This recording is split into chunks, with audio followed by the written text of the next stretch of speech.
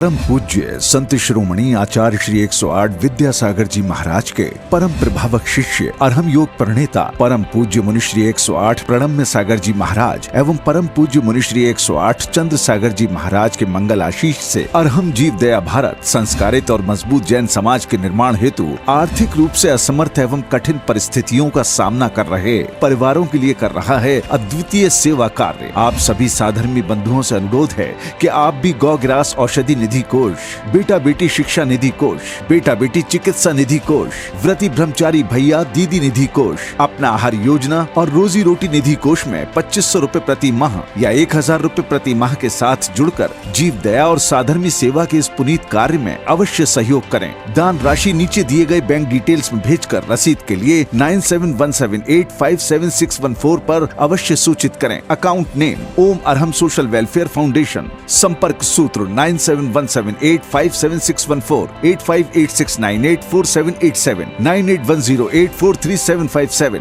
9810436940।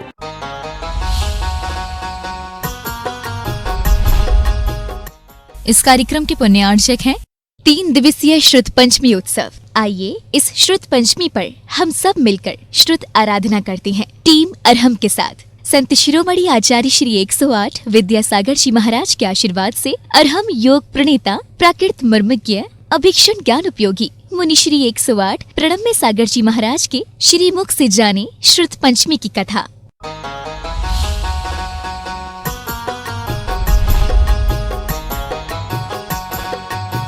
आज श्रुत पंचमी का पावन दिवस है, जब यह जिनवाणी को जो भगवान तीर्थंकर के मुख से निकली हुई वाणी कहलाती है, उस वाणी को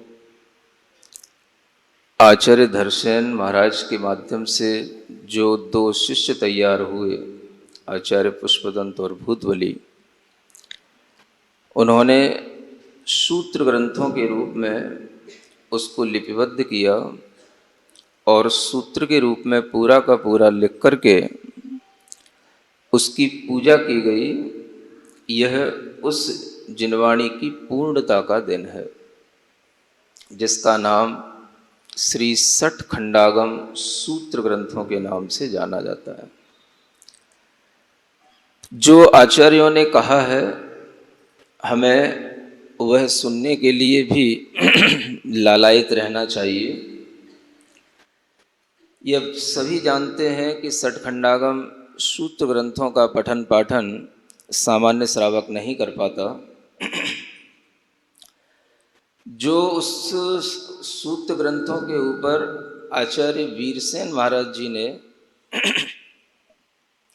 एक धवला नाम की टीका लिखी है, उस धवला टीका में उन्होंने इस सठ खंडागम ग्रंथ का कैसे अवतरण हुआ, कैसे आचार्य धर्मसेन ने उन पुष्पदंत भूतबली आदि मुनि राजों को बुलाया, कैसे उनकी परीक्षा ली, कैसे उनको ज्ञान दिया, इस एक कथा का वर्णन उन्होंने किया है।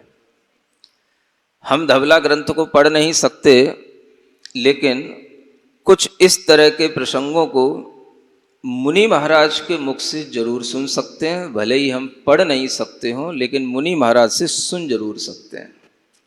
और वह पावन प्रसंग आज आया है, जब आपको हम चाहते हैं कि धवला ग्रंथ की जो भाषा है, उसी भाषा के अनुसार आपके कानों तक यह कथानक पहुंचाया जाए और इसका श्रवण आपको कराया जाए।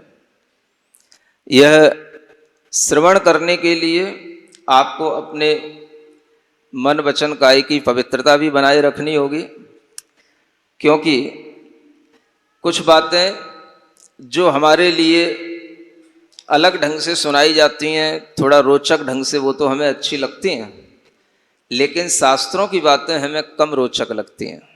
लेकिन आपको ये कथानक भी रुचेगा, आप अगर ढंग से सावधानी से सुनने की कोशिश करेंगे तो आपको आचार्य वीरसेन महाराज जी ने जो धवला टीका में हमें आचार्य धर्मसेन महाराज जी की कहानी सुनाई है, वह कहानी आपको प्राकृत और हिंदी भाषा में यहाँ पर पढ़ता हूँ। तेणवी सौरठ विषय गिरी नयर पट्टन वंदन घुआ ठियेण। आचार्य वीरसेन महाराज जी लिखते हैं कि एक सौराष्ट्र विषय माने देश है जहां पर गिरी नगर नाम के नगर को सुशोभित करने वाले और वहां की चंद्र नाम की गुफा में, चंद्र गुफा में स्थित रहने वाले उन आचार्य धर्षण महाराज की जानकारी हमें यहाँ पर दी जा रही है। आप थोड़ा सा साहित्य को सुनने की कोशिश करेंगे तो आपको अनेक नई बातें भी आपको सुनने को मिल सकती हैं। उस समय पर भी यह गिरनार जिसे हम बोलते हैं उसका नाम है गिरी नगर। जो शास्त्रों की भाषा होती है वो प्रमाणिक होती है और जो हम अपनी बोली भाषा में बोलते हैं वो कुछ भी बोलते हैं। अगर आपसे कोई पूछे गिरनार गिरनार क्यों कहते हैं तो ये गिरनार नहीं है, ये गिरी नयर है। और ये गिरी नयर नाम का पत्तन कहलाता है। पट्टन वह स्थान होते हैं जो समुद्र के आसपास के स्थान भी कहलाते हैं। उस नगर की उस चंद्र गुफा में स्थित हैं वह कौन? आचार्य धर्षण महाराज। आप अपने मन में कल्पना करें, अगर आपने कभी वह चंद्र गुफा देखी हो, गिरी नगर गए हों और उस गुफा में अगर आप कभी प्रवेश किए हों तो आप वहां अपने मन को लगा करके विचार कर सकते हैं कि वहां पर एक आचार्य धर्षण महाराज उपस्थित हैं जो कैसे हैं? अष्टांग महानिमित्त पारएण। अष्टांग महानिमित्त शास्त्र के पारगामी हैं। 8 प्रकार के महानिमित्तों से भविष्य की बातों को जान लेना ये अष्टांग महानिमित्त नाम की एक विशिष्ट शक्तियां कहलाती हैं और इन शक्तियों को वो धारण किए हुए थे। ये अष्टांग महानिमित्तों में अनेक तरह के ऐसे निमित्त आते हैं, जैसे आपको स्वप्न आया तो स्वप्न का फल भी सही तरह से जानने का एक विज्ञान होता है। जिसे हमने कभी एक पार्श्व कथा की थी आगरा में, उस समय पर उस स्वप्न की किस तिथि का क्या फल होता है ये सब बताया था, आप उस पार्श्व कथा में सुन सकते हैं। और भी तरह के स्वप्न के फल होते हैं। आकाश में, अंतरिक्ष में अनेक तरह के नक्षत्रों के कंपन होने के, उनके आगमन के अनेक तरह के फल हमें आगामी सूचना देते हैं कि भविष्य में क्या होने वाला है। यहाँ तक कि अगर आप किसी भी तरह से आकर के कोई भी प्रश्न करते हैं तो उस प्रश्न को किस स्वर में बोल रहे हैं, किन व्यंजन या अक्षरों के साथ बोल रहे हैं, उसको देख करके भी शुभ और अशुभ का पता लगाया जाता है। ऐसे अनेक तरह की जानकारियों को रखने वाले अष्टांग महानिमित्त के ज्ञाता कहलाते हैं। और वह ज्ञाता कौन थे? आचार्य धर्षण स्वामी। गंथ वोच्छेदो हो हेदि इति जाद भयण पवयण वच्छलेण। ग्रंथ का विच्छेद हो जाएगा इस तरह से जिनके अंदर भय उत्पन्न हुआ है और जो प्रवचन वात्सल्य को धारण करने वाले हैं। प्रवचन माने शास्त्र होता है और प्रवचन माने सधर्मी भाई भी होता है। तो यहां प्रवचन का मतलब शास्त्र है। शास्त्र का उनके लिए प्रवचन के प्रति जो वात्सल्य है उसको यहां प्रवचन वात्सल्य भावना में रखा गया है। आपने 16 कारण भावनाओं में एक प्रवचन वात्सल्य नाम की भावना भी पढ़ी होगी। तो वह भावना उनके अंदर आती है तब दक्षिणा वह आईर्याणम महिमाए मिलियाणम लेहो पेशिदो। दक्षिणा पथ में माने दक्षिण दिशा की ओर आचार्यों का एक सम्मेलन होता है। यहां लिखा है महिमाए मिलियाणम, यानी एक महिमा नाम की नगरी थी। उस महिमा नगरी में उन आचार्यों का सम्मेलन हुआ और वहां पर उन्होंने लेहो पेशिदो माने एक लेख प्रेषित किया। लेख माने एक पत्र प्रेषित किया। सुन रहे हो? ये आचार्य धर्षण महाराज कहां बैठे हैं? जो चंद्र गुफा गिरनार की है वो तो पश्चिम दिशा में है और वहां से दक्षिण दिशा में एक महिमा नाम की कोई नगरी है। वहां पर जो है यह सम्मेलन होता है। और इस महिमा का अर्थ कुछ विद्वानों ने ऐसा भी निकाला है कि जो पंचवर्षीय एक साधुओं का सम्मेलन होता है उसको भी महिमा के नाम से जोड़ा जाता है। तो उस स्थान पर जब साधुओं का मेल हुआ, वहां पर आचार्यों के पास में उन्होंने एक लेख भेजा और लेख में लिखा गया, लेह ठिय धरसेण आयरीय वैणम अवधारीय तेहि भी आयरीय बेसाहू गहन धारण समत्था।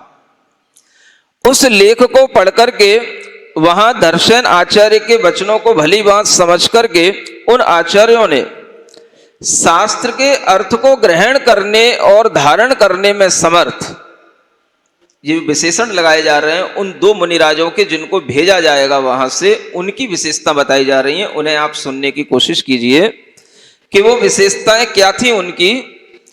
धवल अमल बहुवीह विनय बहुसी अंगा, जिनके अंग माने शरीर जो है विभूषित है। कैसे विभूषित है? धवल और विमल, यश के माध्यम से उज्जवल और निर्मल, विनय के माध्यम से जिनके अंग विभूषित हैं, माने जो विनयवान हैं। ऐसे उन आचार्यों के साथ क्या और विशेषण उन मुनियों के साथ लगा हुआ है? शील माला हरा, शील रूपी माला को धारण करने वाले हैं। गुरु पेषणा सण तित्ता, गुरु के द्वारा जो उन्हें भेजा गया है वह भेजना, उनके लिए इस तरह का प्रेषण करना ही उनके लिए बहुत बड़ा भोजन है कि हमें गुरु ने आज्ञा दी है, हमें भेजा जा रहा है कहीं योग्य समझ करके, उसी भोजन से जो तृप्त हुए हैं। देश कुल जाई शुद्धा, अच्छे देश के निवासी हैं, अच्छे कुल वाले हैं, अच्छी जाति वाले हैं। ये देश कुल और जाति से शुद्ध आचार्यों की एक विशेषता हुआ करती है, उससे वो शुद्ध हैं। सयल कला पारगा, सभी कलाओं में पारंगत हैं।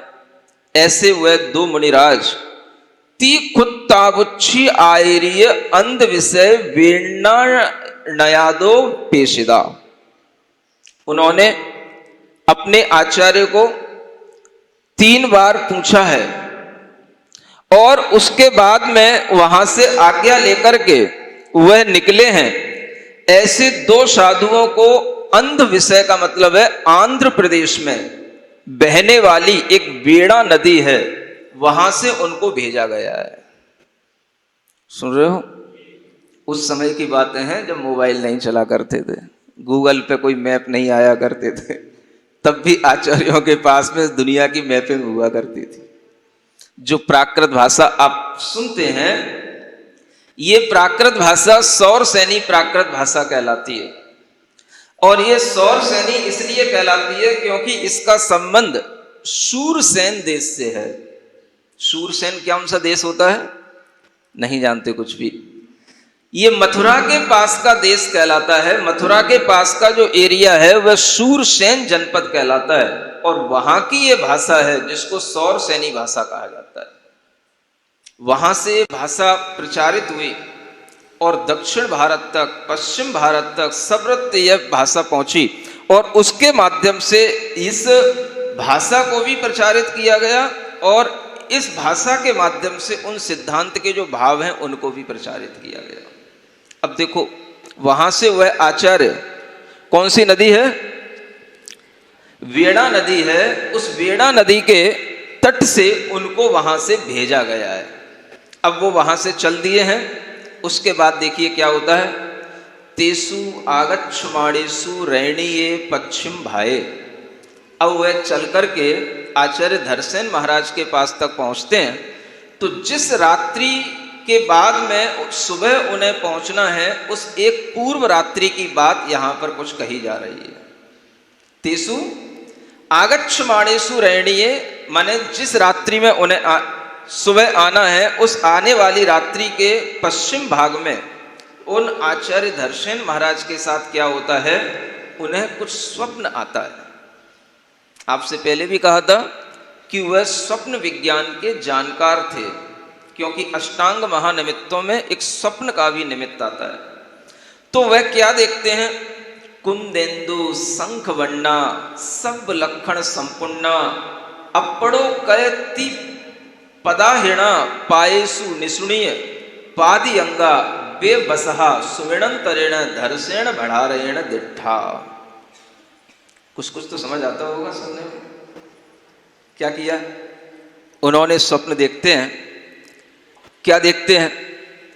कुंद के पुष्प के समान, चंद्रमा और शंख के समान सफेद वर्ण वाले। कैसे वर्ण वाले? जैसे चंद्रमा का सफेद वर्ण होता है, वृष का सफेद वर्ण होता है, इस तरह के, और शंख का जैसे सफेद वर्ण होता है, ऐसे शंख के वर्ण के समान समस्त लक्षणों से परिपूर्ण, ऐसे जिन्होंने आचार्य धरसेन की 3 प्रदक्षिणा दिए और उनके चरणों में नम्रीभूत होकर के जो गिर पड़े हैं, ऐसे 2 बैल को आचार्य धरसेन महाराज ने रात्रि के पिछले भाग में स्वप्न में देखा। क्या सुना? किसको देखा? 2 बैलों को देखा उन्होंने। कैसे हैं वो? बिल्कुल सफेद हैं, सभी लक्षणों से परिपूर्ण हैं, और वह दोनों बैल उनके चरणों में आ चुके हैं, उनके चरणों में नम्रीभूत होकर के बैठे हुए हैं। ऐसे स्वप्न को, फल को जब उन्होंने अपने मन में विचार किया, एवं विह सुमिणम दट्ठुण, इस प्रकार के स्वप्न को देखकर तुट्ठेण, तुष्ट होकर के, माने संतुष्ट होकर के, धरसेण आयरियेण। अब ये वाक्य आपके दिमाग में, आपकी स्मृति में रहना चाहिए, और ये वाक्य आपको सुनना चाहिए जो यहाँ कहा जा रहा है। आचार्य धरसेन महाराज ने एक वाक्य बोला, जयौ सुय देवदा। क्या बोला? बोलो। श्रुत देवता जयवंत हो, श्रुत देवता जयवंत हो, श्रुत देवता, यह इस वाक्य का अर्थ है। और इति संलपियम, ऐसा उन्होंने अपने मुख से यह वाक्य उच्चारण कर लिया, अपने मुख से इस प्रकार के वचनों को बोल दिया, श्रुत देवता जयवंत हो, क्योंकि उन्हें पता पड़ गया कि इस स्वप्न के माध्यम से जो हमारा भाव है, अब वह भाव हमारा पूर्ण हो जाएगा। तद्दिवसे चेव ते दोवी जना संपत्ता धरसेण आयरियम, उसी दिन वे दोनों ही लोग, जो 2 मुनि महाराज वहां से भेजे गए थे, वह धरसेन आचार्य को प्राप्त हो गए, या उन्होंने धरसेन आचार्य को प्राप्त कर लिया। तदो धरसेन भयवदो, तब उन्होंने धरसेन भगवान के किदियम्मम काउणे दोन्नी दिवसे बोलावीय तदीय दिवसे विणएण धरसेन भड़ारो तेहि विण्णत्तो। क्या होता है? उनके पास में आ गए। आने के बाद में उन्होंने धरसेन आचार्य के चरणों की वंदना की, और वंदना जो विशेष विधि पूर्वक की जाती है उसको कृति कर्म कहते हैं।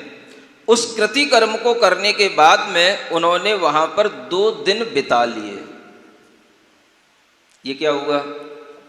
सुनो, ये सब अच्छी चीजें हैं जो सुनने में आनी चाहिए।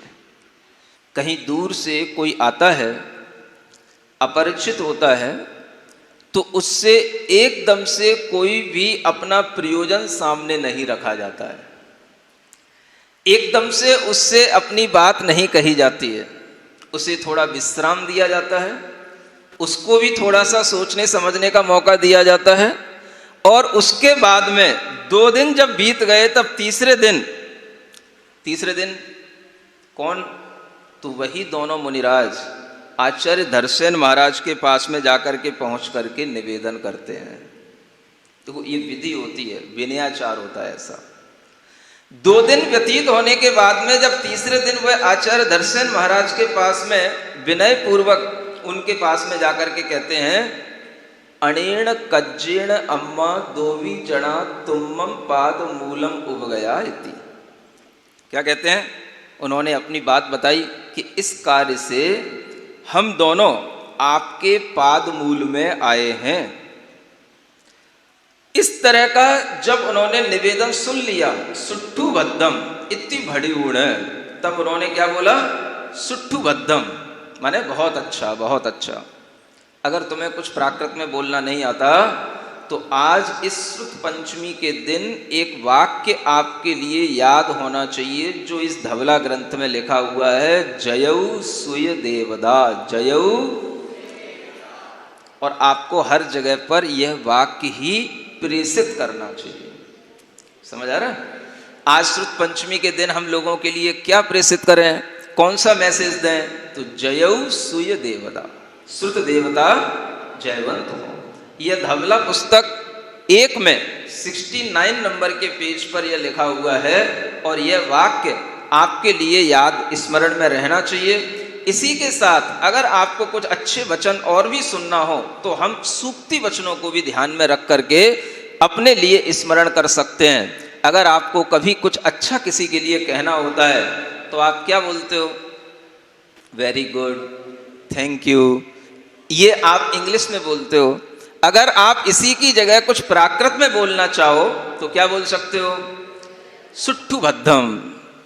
सुट्ठु माने बहुत, भद्रम माने बहुत, भद्र माने कल्याण हो, बहुत अच्छा है, बहुत अच्छा है। अगर आपको किसी चीज की प्रशंसा करनी हो तो क्या बोलना? सुट्ठुबद्धम, सुट्ठुबद्धम। नहीं बोल सकते? समझ में आ रहा है? कुछ अच्छी बातें भी सीख लो।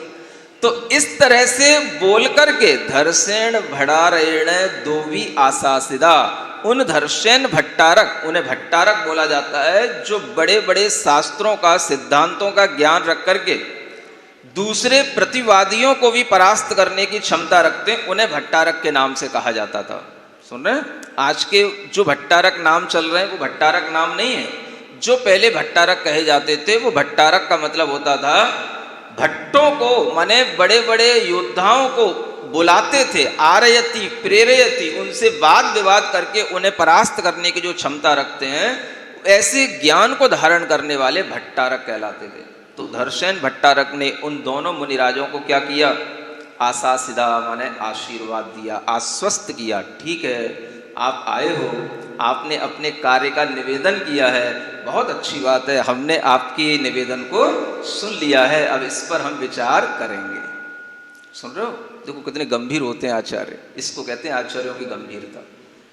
कोई शिष्य आए हैं, ये पता है कि हमने ही बुलाया है, हमारे ही पत्र के द्वारा प्रेषित ये दोनों शिष्य आए हैं, बहुत दूर से आए हैं, उसके बावजूद भी 2 दिन तक कोई चर्चा नहीं है। 2 दिन तक कोई बातचीत नहीं, क्योंकि ये आचार्य हैं तो आचार्य पहले नहीं पूछेंगे, शिष्य उनसे निवेदन करेंगे। लेकिन शिष्य ने भी 2 दिन का समय इसलिए लिया ताकि उनके लिए भी वो विनयाचार पूरा का पूरा पल जाए, नहीं तो एकदम आते से ही घबराहट में जो कुछ भी अपने मन में है सब कुछ बोल दें, ऐसा नहीं। बहुत शांति के साथ में उन्होंने 2 दिन रुक कर के तीसरे दिन विनय पूर्वक उन आचार्य महाराज से निवेदन किया और उसके बाद में फिर उन्होंने उन्हें आश्वासन दिया। अभी उन्होंने जल्दी नहीं की, हाँ ठीक है आज ही से तुमको पढ़ाना शुरू करते हैं। समझ आ रहा है? जल्दी नहीं है, जबकि उन्हें पता है हमने स्वप्न देखा है, स्वप्न में सब कुछ अच्छा दिखा है, ये दोनों योग्य हैं, 2 बैल हमने स्वप्न में देखे हैं, सब लक्षणों से परिपूर्ण हैं, ये सब उन्हें ज्ञान में है। लेकिन उसके बावजूद भी एक आचार्यों की गंभीरता होती है जो हमें यहाँ देखने को मिलती है। और उस समय पर वो क्या विचार करते हैं, ये विचार आप लोगों को सुनने योग्य है। तत्तो चिंतितम तदो चिंतितम भयवदा। तब उन आचार्य धर्षेण भगवान ने चिंतन किया, विचार किया। क्या विचार किया? यहाँ 2 गाथाएं दी हुई हैं, उन 2 गाथाओं में उन्होंने जो श्रोता है उस श्रोता के बारे में विचार किया। श्रोता माने सुनने वाला। आप लोग कौन हो? श्रोता हो ना कि सोता हो? श्रोता। श्रोता माने जिसके कान हमेशा खुले रहते हो, जो सोता नहीं हो।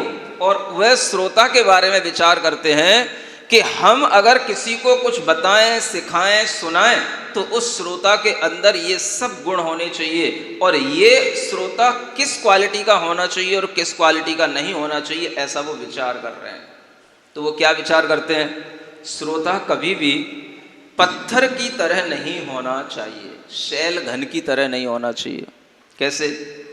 पत्थर के ऊपर पानी डाला जाता है, उसमें अगर कोई बीज डाला जाता है तो वह कभी भी फलता, वो सारा पानी बह जाता है, बीज भी नष्ट। तो पत्थर के समान कोई श्रोता होगा तो वो अपने काम का, सुन रहे हो, अपनी अपनी परीक्षा भी कर लेना कि आप कौन से तरह के श्रोता हो। हाँ? फिर कहते हैं भग्न घट की तरह श्रोता नहीं होना चाहिए। भग्न घट की तरह का मतलब फूटे हुए घड़े की तरह, कि घड़ा तो है लेकिन नीचे पेंदी में छेद है, ऊपर से हमने पानी डाला, गया तो लेकिन तुरंत ही चला गया, रखा उसने अपने भीतर कुछ नहीं। जैसे बोलते हैं एक कान से सुना और दूसरे कान से, ऐसे जो श्रोता हैं वो क्या कहलाते हैं? फूटे घड़े की तरह। ये श्रोताओं की उपाधि दी गई है ना। कौन सी क्वालिटी की आप श्रोता हैं, अपने आप को चयन करना इसमें। फिर कहते हैं कुछ श्रोता होते हैं सर्प की तरह होते हैं, अही श्रोता कहलाते हैं। सर्प की तरह माने, सर्प का मतलब क्या होता है कि जिसे कुछ अच्छा दिलाया जाए, उसे पिलाया जाए। मान लो सर्प को दूध भी पिलाया जाए तो सर्प को दूध पिलाने के बाद में वो क्या करेगा, क्या बनेगा उसका तो विष ही बनेगा। ऐसे ही कुछ ऐसे भी श्रोता होते हैं जो अच्छी अच्छी बातें सुनकर के भी उसे सारा का सारा मटिया मैट कर देते हैं और सारा का सारा उनके लिए वो सब गलत रूप में ही आ जाता है, बुरे रूप में ही उनके सामने आ जाता है और वे बाहर जाकर के विष ही उगलते हैं, अमृत नहीं उगल पाते हैं। ऐसे श्रोता कौन से कहलाते हैं? सर्प के समान श्रोता कहलाते हैं। कुछ श्रोता होते हैं जो चलनी के स्वभाव वाले होते हैं। चलनी जानते हो कैसी होती है? जिसमें कुछ भी डाला जाए तो जो सारभूत है वो तो नीचे निकल जाता है और जो ऊपर जो बेवजह का रहता है, कंकड़ पत्थर थूथा, वो सब ऊपर रह जाता है उसको। इसी तरह से कुछ श्रोता होते हैं जो सारभूत बातों को तो छोड़ देते हैं और जो बेवजह की बातें हैं, हंसी मजाक की बातें हैं, वो बातें बस केवल पकड़ के खुश हो लेते हैं। ऐसे श्रोता कौन कहलाते हैं? कौन सी क्वालिटी के हो? अभी कोई क्वालिटी नहीं है तुम लोगों की है? आनी तो इसी में चाहिए कोई ना कोई है। एक दूसरे के लिए नहीं कहो वो सर्प के समान है, वो चलनी के समान है। यहाँ अपने लिए देखो एक और है, एक महिषा के समान श्रोता होते हैं। महिष माना होता है भैंसा, है ना। वो भैंसा क्या करता है? पानी में पड़ा हुआ सारा का सारा इधर उधर का पानी उथल पुथल कर देता है ना। क्या करता है वो कि उसके सामने जो कुछ भी रखा जाए, कुछ भी उसके लिए कहा जाए तो वह सारा का सारा, जैसे आपकी भाषा में कहें तो मचा देना। किसी के लिए भी बैठे बैठे लड़ मरना या उस माहौल को वहां पर एकदम से गंदा कर देना। ऐसे जो श्रोता होते हैं वो कहलाते हैं महिष के समान श्रोता, भैंसा के समान होने वाले श्रोता होते हैं। ठीक है ना। एक और होते हैं जिन्हें मेढ़ा के समान श्रोता कहा जाता है। मेढ़ा अलग होता है, भैंसा अलग होता है। कहा जाता है मेढ़े का ये स्वभाव होता है जो उसका पालन करता है वो उसी को मार देता है। ऐसे भी श्रोता होते हैं जो अच्छी बातें बताई जाती हैं, उन अच्छी बातों को बताने वाले व्यक्ति के प्रति वो द्वेष धारण कर लेते हैं और उसी से अपना वैर बांध लेते हैं। ऐसे भी श्रोता होते हैं। सुन रहे हो कि नहीं? कौन से हो? अभी कोई नहीं आ रहा महाराज मेरी क्वालिटी वाला ऐसा। इसके बाद में एक जोंक के समान श्रोता कहा गया है। जोंक का मतलब होता है, आप तो जानते हो गैया लगाने वाले हो, गाय के थन में जोंक लग जाए तो वो जोंक क्या करती है, जो सड़ा गला पीव होता है, खून होता है, उसको तो पी लेती है और जो दूध होता है उसको छोड़ देती है। समझ आ रहा है? माने जो गंदी बातें हैं, सड़ी गली चीजें हैं, उनको तो ग्रहण कर लेना और जो अच्छी बातें हैं उनको नहीं छूना, उसके तरफ अपनी दृष्टि नहीं होना। ऐसे श्रोताओं को जोंक की उपाधि दी जाती है। एक श्रोता होते हैं शुक की तरह। शुक माने तोते की तरह। क्या होता है? तोते को कुछ भी सुनाया जाए सुन लेता है, कहा जाए रट लेना तो रट भी लेता है, लेकिन उसके भीतर कुछ भी भाव भासना नहीं होती, भीतर उसके कुछ भी नहीं पहुंचता है, तो एक तोते की तरह भी श्रोता होते हैं, जिनसे कहा जाता है भाई याद कर लेना, परीक्षा होगी, तो सब रट्टा मार लेते हैं और सब रट लेते हैं, लेकिन भीतर तक कुछ भी नहीं पहुंचता। तो ऐसे श्रोताओं को क्या कहा गया? शुक की तरह। एक होते हैं माटी के समान श्रोता। माटी में क्या होता है? जब तक मिट्टी पे पानी डाला जाता है मिट्टी गीली रहती है, पानी डालना बंद कर दो मिट्टी सूख जाती है। ये लग रहा है महाराज यही वाले श्रोता है अपन, है ना? अब तो ताली बजा लो अपने लिए। हाँ महाराज हम यही है, ये ऐसे ही है। जब तक इनके लिए बस सुनाते रहो, देते रहो, बताते रहो, तब तक बस हाँ कुछ जा रहा है, कुछ हो रहा है, कुछ भीतर लगता है, और जैसे ही ये सब बंद हो जाता है कार्यक्रम, तो अपने आप सब कुछ भूलने लग जाते हैं, सूखने लग जाते हैं। ये माटी के समान श्रोता कहलाते हैं। और एक होते हैं मशक के समान श्रोता। किसके समान? मशक माने, मशक जानते हो ना, मच्छर। मच्छर की तरह। मच्छर क्या करता है? पहले कानों के पास आता है, गूं गूं गूं गूं गूं गूं करके गुनगुनाता है, और गुनगुना करके फिर जो है चरणों में गिर पड़ता है ना? ऐसे ही कुछ श्रोता होते हैं जो अवसर पाकर के बातें करते हैं, अवसर पाकर के ही गुरु के निकट आकर के उनकी विनय करते हैं, और अवसर पाकर के उनका उपदेश सुन लेते हैं, और बाद में फिर उन्हीं को काट लेते हैं, माने उसी में से उनकी बुराई की बातें निकाल करके उनका अहित करने लग जाते हैं। ऐसे श्रोता होते हैं। सुन रहे हो? इन सब श्रोताओं को धर्म का उपदेश नहीं देना चाहिए।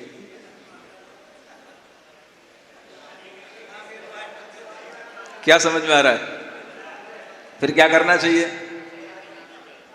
जो श्रोता ऐसे इन दो मुनियों की तरह हो, ऐसे श्रोताओं को उपदेश देना चाहिए जो उन्होंने अपने मन में विचार किया। देखो कई बार क्या होता है कि हमारे लिए कौन सी चीज होनी चाहिए, अच्छी क्वालिटी कौन सी होनी चाहिए, तो जितनी भी नेगेटिव क्वालिटी हैं उनको सबको रिमूव कर दो, जो बचे वो बचेगी पॉजिटिव क्वालिटी।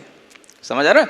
माने हम भैंसे के समान भी नहीं है, हम तोते के समान भी नहीं है, हम मिट्टी के समान भी नहीं है, हम चलनी के समान भी नहीं है, हम सर्प के समान भी नहीं है। ये सब हटा दो हटा दो हटा दो, फिर उसके बाद जो बचे वो हम हैं। समझ आ रहा है? ऐसा भी हो सकता है। अगर अपने अंदर ये सब दोष नहीं है जो श्रोताओं के दोष बताए गए हैं, तो हमारे अंदर श्रोताओं के उत्तम गुण भी आ सकते हैं। आचार्य धरसेन महाराज ने ये सब विचार किया, और फिर अंत में वह विचार करके वह सोचते हैं, यदि वैनादो जहा छंदायीणम विद्यादानम संसार भय बद्धड़म यदि चिंते उड़। कहते हैं अगर हम स्वच्छंदता पूर्वक आचरण करने वाले श्रोताओं को विद्या का ज्ञान देते हैं, दान देते हैं, तो इससे संसार का वर्धन होता है और संसार का भय और बढ़ जाता है। इसलिए ऐसा सोच करके सुह सुमिण दंसनेण अवगय पुरुषंतरेण धर्षेण भयवदा पुनरवि ताणम परीक्षा काउम आड़त्था। क्या कहते हैं? अच्छा स्वप्न उन्होंने देखा था, और उस देखने मात्र से यद्यपि वो संतुष्ट थे, लेकिन फिर भी कोई विशिष्ट कार्य करने की अगर जिज्ञासा होती है, इच्छा होती है, तो उसको विशेष परीक्षा के साथ ही करना चाहिए। ऐसी नीति का विचार करके उन्होंने क्या किया? उनकी परीक्षा लेने का विचार किया। देखो, संतुष्ट हो जाना चाहिए पहले। किसको? देने वाले को, दाता को। समझ आ रहा है? तब वो दाता देने के लिए तैयार होता है। वक्ता तब उपदेश देता है जब वह श्रोताओं से संतुष्ट हो जाता है। फिर वो सोचते हैं सुपरीक्षा हिय निव्वयी करेंती। अच्छे ढंग से की गई परीक्षा हृदय को संतुष्ट करती है, इसलिए पहले परीक्षा कर ली जाए। तदो ताणम तेण दो विद्याओ दिंडाओ। इसलिए उन्होंने उन दोनों को दो विद्याएं प्रदान कर दी। क्या दे दिया? तथ एया अहि अक्षरा अवरा विहीण अक्षरा। एक विद्या थी उसमें अधिक अक्षर था और दूसरी विद्या थी उसमें एक अक्षर कम था।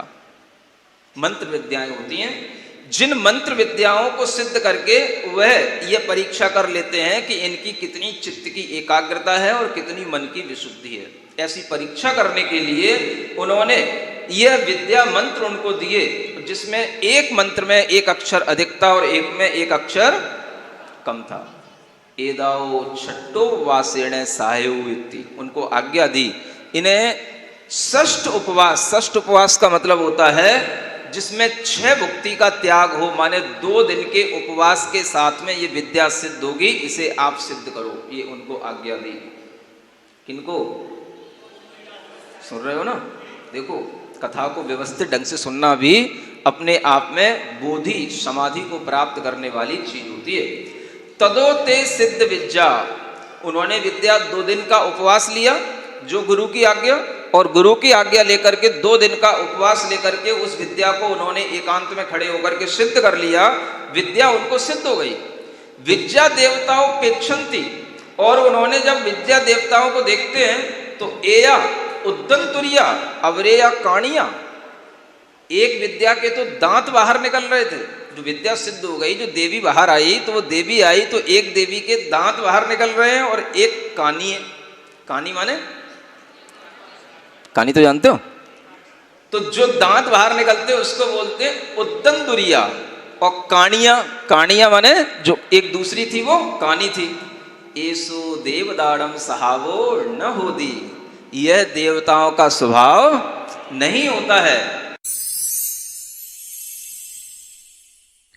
सिरिजिणवाणी जग कल्याणी, जग जन मदतम मोहरी, जनमण हारी गढ़हर हारी, जम जरा भव रोग हरी, तिथ्य राणम दिव्य झुणिम जो पढ़ई सुणई मय्ये धारई, राणम सौख मणंतम धरिय, सासद मोक्ष पदम पावई, सासद मोक्ष पदम पावई।